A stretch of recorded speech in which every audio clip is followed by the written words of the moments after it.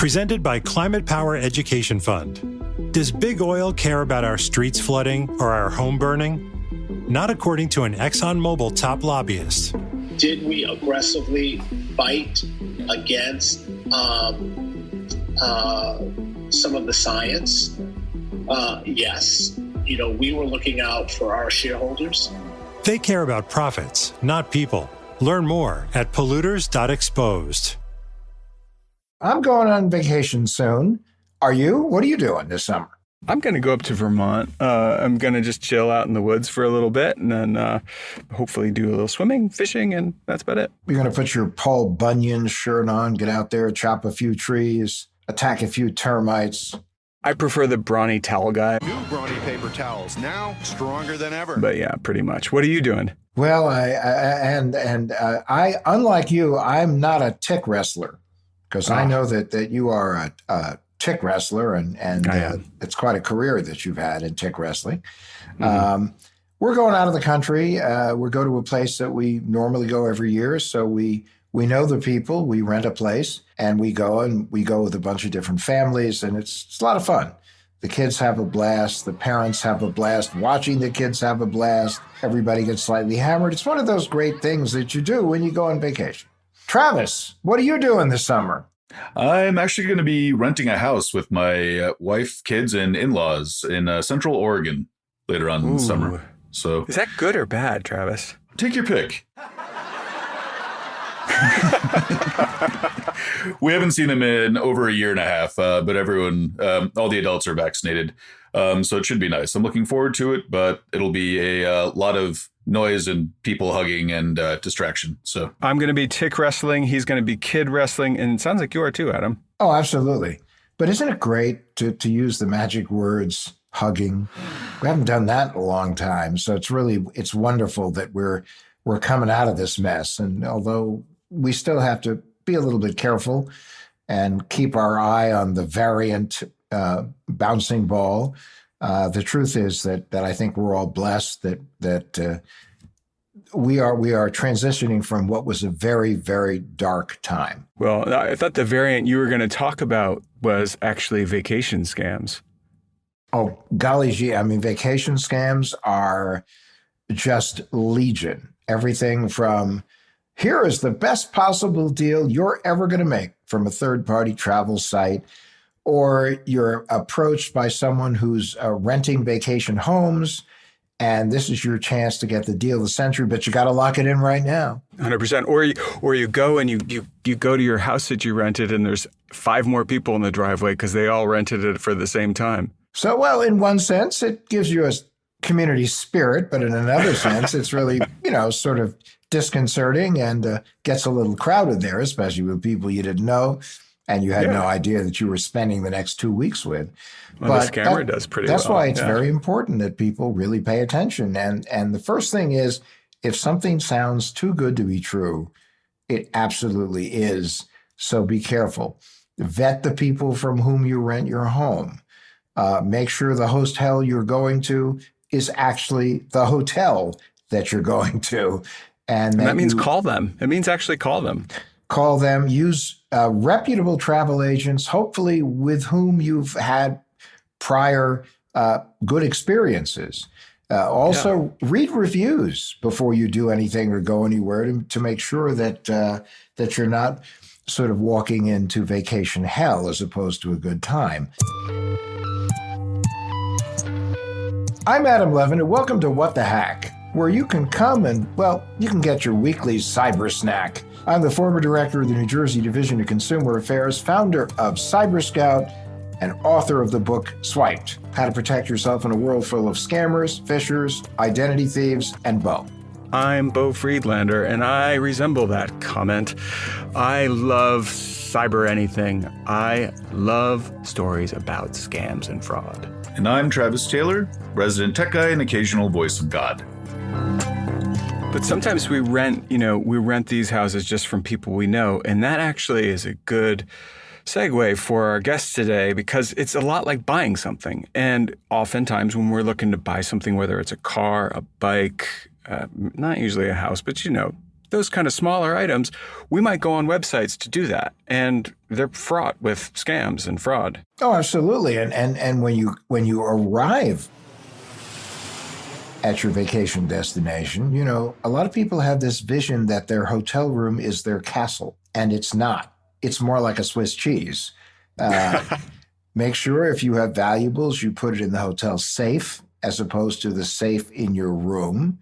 Make sure you don't leave important documents or valuable digital devices sort of laying around in your room. Because remember, an awful lot of people go through your room who are transitory by nature. They could be engineers, maids, they could be bringing or taking away the food trays, and you don't know how long they've been at the hotel, if they've had any issues with stuff disappearing. All of these things have to go into the equation. When you hook into the Wi-Fi system at a hotel, always be mindful of the fact that it may not be secure. And assume that it's not. Assume that it's not. And also, my favorite that I always tell people is, and if you find a menu in your room, call up the restaurant, because there is a scam out there where thieves will slide a menu under the door and it'll look like you're ordering pizza, and you order the pizza, but you just gave a thief $20 and there's no pizza. You become dinner, basically. Yep, that's right. Or at least you're paying for their dinner when you were thinking that you were paying for your dinner. Yep, if there's an activity, there's a scam attached to it. Hey there, campers. Look, if you have a story about being a victim of a hack, we'd love to hear about it. Give us a call at 623-252-1828. That's 623-252-1828, or email stories@whatthehackpod.com. Another thing that people should keep in mind, you know, everyone loves social media. We just got to share everything, every moment of our trip. Just the danger, if you share everything from your trip at the moment you're doing it, by de facto, if people know where you are, they also know where you're not. So, trust me, I'm totally attached to social media. It's to find out what you're doing. Well, and I view social media so I can figure out what my wife is doing, even when we're on the same trip. So, 100%. Yeah, I mean, it's such a shortcut. Oftentimes, using social media, it's kind of like, well, I didn't want to bother you, so at least I knew what you did, and I sent a few likes and smiley faces. If I can see it, but the thing is, like, everybody can see it. 100%, and that is the problem, and you know, but the same goes with purchases, and if you get it wrong when you're going to buy something, especially from somebody you don't know, your money's going to go, you know, it's going to set off into the sunset, and you're never going to see it again. Yeah, I'm all for sunset cruises, but not for my money. No, you want to see it sailing like that. You know, so there are some things that you can do. We're going to be talking about them today, but we should just kick straight to our guest, who, by the way, Adam, I have known since kindergarten. Oh my God. I didn't know you knew anyone. I didn't even know you remembered way back to kindergarten. Indeed. And with that, here's Noah. Okay, so Noah, this is Adam. Thank you so much for coming on our show today. And, you know, to start, we always like to get to know a little bit about you, like where you live, what you do, before we get to your story. So where do you live? I live in East Norwalk, Connecticut. Oh, it's a beautiful town. It's a great little spot down here. We're down by the water. We like it a lot. That's perfect. What are some of the things you do in East Norwalk? We're very involved in tennis and the waterfront community where we are here. A lot of sailing, a lot of boating. The kids can walk to school here, which is really great. And my wife works from home, and I work in advertising usually, but I've been taking a little bit of time off to spend with the kids during the pandemic and sort of thinking about what I've done. So we're enjoying ourselves right now. It's a good time. So it's a period of reflection. Yeah, for sure. So Noah, you and I have known each other for a while. Do you remember where we met? Where we met? Mm-hmm. Well, I've known you so long. I mean, elementary school. I think it was kindergarten. I think it was kindergarten. That long ago? Yeah. So I remember you as somebody who enjoyed to like make rivers in the woods out of things that were barely rivers, and I know that you're a super creative guy. How is that morphed in your adult life? You doing that kinds of stuff with your kids down there on the beach? It's funny. I know exactly what you're talking about. And I know the streams that you're talking about and building dams and doing that kind of stuff. Yeah. My mother still has that house, and my kids still play in those streams and brooks and do the same stuff that you're talking about right now. Huh. So it's pretty cool. And they do spend a lot of time at the beach digging everything up. My son likes to rescue horseshoe crabs when they wash up. He started a little rescue community with other kids down there. So they look for the tagged horseshoe crabs, they report them, they send them back out, they make sure they don't get disturbed. There's all kinds of stuff like that going on down here to sort of carry on that love of playing around in the water. Well, that's good, because it sounds like, when you were younger, you were involved in sort of environmental disasters, damming up little rivers and endangering species and all that stuff. So it's good that you've seen the light. Your kids are now on the road to an environmentally pure life. In our defense, we were making rivers where no river existed, and then we were making dams, and then we would make them again. So that, in other words, you were drowning ants. Maybe. I don't think so. Maybe. I mean, Beau, if your memory is that good, I'm almost afraid to go forward with the rest of this conversation. So you said that your wife works at home. What does she do? Rita works for a company called Experian, which is a large credit reporting agency, if you didn't know that. And know them well, yes. She is a director of sales for them. So she brings in clients very basically so she can work at home.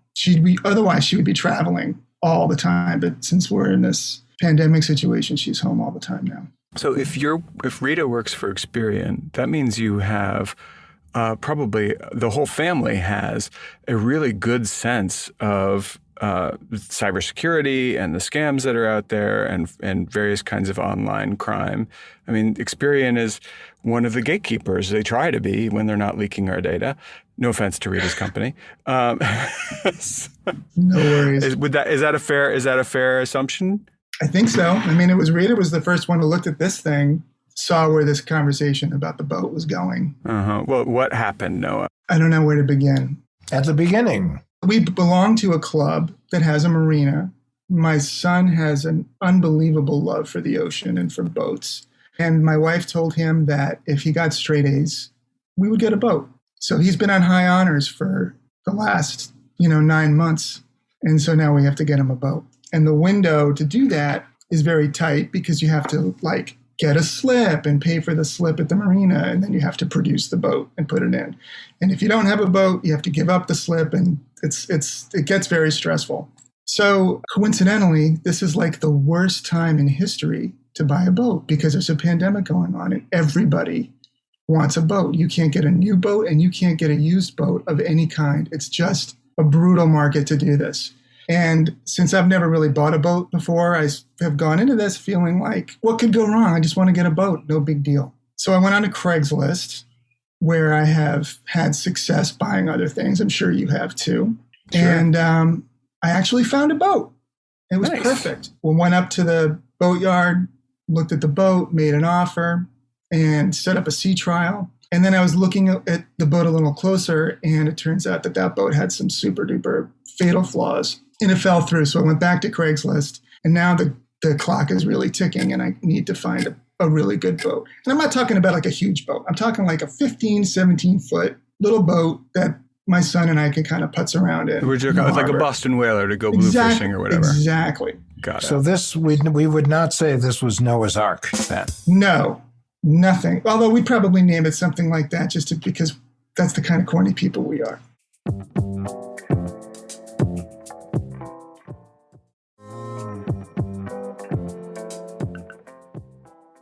So I reached out about this boat. It was perfect. And there were only 2 pictures of the boat. And the boat, as advertised, was very close by. It was like 10 miles away. And I said, hey, this boat's perfect.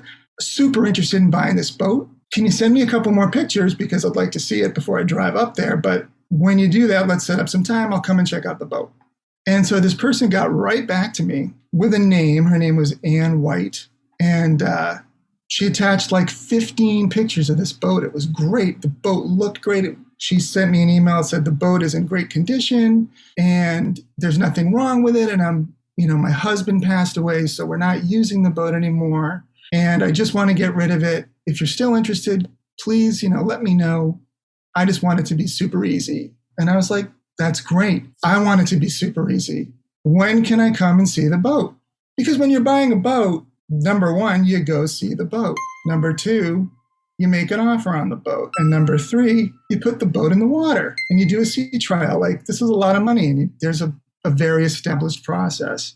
And I was super psyched. I was like, we found our boat. I have a slip and the pictures really looked good. And so then she got back to me and she said, listen. She sent you more pictures when you asked for them? She did. She did. Okay. Like quickly. Wow. Then she gets back to me and says, hey, Noah, like, as I mentioned, I'm a widow and I'm actually living with my parents in Pittsburgh right now. So I'm not able to show you the boat. And the boat is also in Pittsburgh and it's shrink wrapped and ready to ship. So don't worry. I have an arrangement with eBay and I can put you in touch with them. And I've worked out all the details for shipping. Just give me your address. All right, stop right there. Stop there. Now, at this point, you're like, this is cool. This is normal. The boat's shrink wrapped in Pittsburgh. Oh, totally not. I'm absolutely, all the bells are going off. Is that like Sleepless in Seattle, shrink wrapped in Pittsburgh? I mean, that's a chick's movie. I would say so. Yeah. I was like immediately just like, oh, Jesus Christ. So that email is a lot longer. I actually have it printed out, but it goes on to say, how she can't possibly show me the boat, but everything's totally legitimate. She's talking about eBay. I have come to this boat on Craigslist. Let me know if how you want to pay for the boat and let me know where to send the boat. And we're talking about like a $20,000 Boston whaler. Right. It just absolutely collapsed all around me. So I said to my wife, who had called this out earlier, she's like, why would she tell you she's a widow? What does that have to do with anything? And I'm like, I don't know. It sounds really weird. So you're Rita, go back to when Rita asked you why would she tell you the widow thing? Yeah, why would she tell you? I'm like, yeah, why would she tell me she's a widow? I know this is unraveled and become revealed as the fraud that it's going to be. Sure. But in my morbid curiosity, I have got to find out where this is going. So I got back to her again and I said, that sounds a little unusual to me, but what would the next steps be? How can I see the boat? Or how are you going to get the boat here? Can I send the boat back if I don't like the boat? What are the guarantees? And she said, absolutely. If you don't like the boat, you can send the boat right back. That's part of the eBay program. And I was like, all right. I just wanted to keep it going because I was so curious, and angry. I was like, I'm determined to find out where this is going and how is she going to do this? And also reveal you. I want to reveal this person's scam and beat her at this game. It has nothing to do with the boat anymore. I'm just so pissed off at this person for doing this. Playing with your feelings. I'm like, yeah, how dare you? So unfortunately, I think in my response to her, I was probably not that cool and didn't sound as stupid as somebody she was hoping would be. And I didn't hear back from her again. So you never had to reach out to eBay or? No, that's where it dead ends. And it was just very interesting that that these scams happen. That these things go on all the time. Yeah.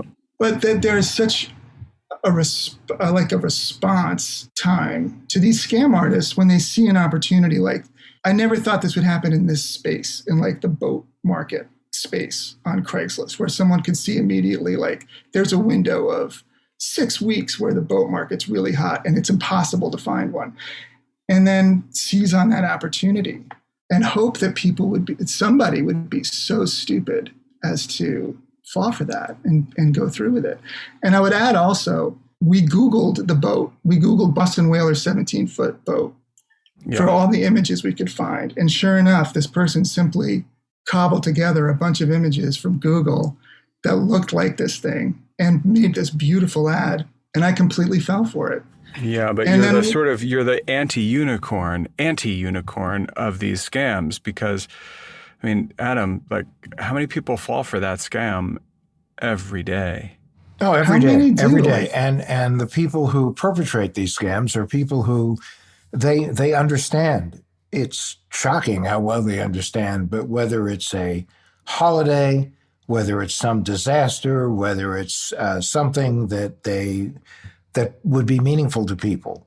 Or just vacation time. And the time frame. They pay attention because they realize that no one else is paying attention to the fact that somebody with bad intentions would be paying attention. Or they have a slip and they have a kid who's waiting for the boat and they've got a little bit of a rush in their soul and and they're going to make a mistake. She, whoever this was, he or she lacked the imagination to get you completely on the hook. But that's all that happened there, because had you met somebody who was a better writer, who could think up a better scenario, you may have got. It's just luck, dumb luck, that you were smarter than your scammer in this case. It doesn't make me feel a lot better, but yeah, I mean. So did you get the boat? We're boatless. Oh. And we had to give up the slip for the season. So, we're still looking for a boat, but it's not easy. And I mean, I live in an area replete with marinas and boat dealers. And it's an unbelievably difficult situation to find a boat right now. Well, I will tell you, Noah, I'll tell you, there are two, I kid you not, there are two 17-foot long Boston Whalers sitting in the Brooklyn Navy Yard right now by the Kent Street entrance, and nobody's using them. Whose are they? I know. They're mine. And I will sell you one. It's $25,000, but I will let you put it in the canal right there. You just have to send me an advance of $5,000. That's it? Well, just to make sure that I don't know, I need a deposit. And to make you feel better about it, Beau also has a few shares in a bridge that he'll throw into this deal. Right, and cheaper if you buy them with Ethereum. Adam, it sounds like you know and have done a lot of research about the people on the other end of this industry, for lack of a better word. Beau and I wrote a book about it called Swiped: How to Protect Yourself in a World Full of Scammers, Fishers, and Identity Thieves. And we talk about all sorts of different scenarios where hackers, scammers, and fishers have just touched the right strain, have gotten people to respond to a situation because they know people are busy, they know people are distracted, they know people are focused on one thing and are not really focused on everything else around it because they're just, this is it. They have blinders on. You were looking for that boat. They knew there was a certain period of time where someone would be looking for a boat. They knew you were from the Northeast, and this was their moment, and they struck. And they are sophisticated, creative, and persistent. They know there's a pot of gold at the end of their rainbow. Now, the concept of pot of gold can be relative based upon who it is and the size of the gold. But the fact of the matter is that with not a lot of effort, you would be shocked at how many people fall for these kinds of scams and end up giving these scammers pretty decent payday. So 3 cheers for Noah. Take a victory lap, man. Well done. Well done. It was a close call, guys, but it's just goes to show you like the different spaces that these people will permeate. Speaking of which, in the opening, before you came on, we were talking about vacations, and because it's vacation time. And this boat thing is no different from the menu scam at hotels, where someone will go through the whole hotel and slide a menu under the door, and you're hungry. You just got there. You just want to go to get some pizza and go to sleep. You order the pizza. No pizza. just a $20 charge on your card. Bye-bye. And I mean, so the scams, whatever the scam is, like the smaller, the easier. But I mean, you have to at least admire the enterprise, Adam, of this boat salesperson. It's pretty impressive that they're going to ship a Boston whaler from Pittsburgh to East Norwalk, Connecticut. Oh, no, quite. Listen, again, these are enterprising people who, whether it's a catfishing scam where they're trying to get someone to get caught up emotionally with them because they want money, or it's a hotel scam of one sort or another, or, one of my favorite vacation scams, and we always warn people against it, is you check into a hotel, the middle of the night, you're kind of half awake, phone rings, front desk says, "We encountered a problem with your credit card. Could you please give me the credit card number of another credit card?" And a lot of people go, "It's the middle of the night. I don't want to get up, go downstairs. Hey, whatever. Here's the number." And they essentially just gave away their credit card. So it's really, you'd be surprised at how many vacation scams there really are and how successful they really are. And you got it right, Noah. It's all about just, if there is a place where money is changing hands, scams are happening around it. Yeah. Well, thank you. It was really nice to see you again. Well, it's really nice to see you, and I hope to see more of you as you come up to Connecticut, as I heard you might be. Well, this has been gratifying for me, Noah, because I thought Beau was basically born at age 30.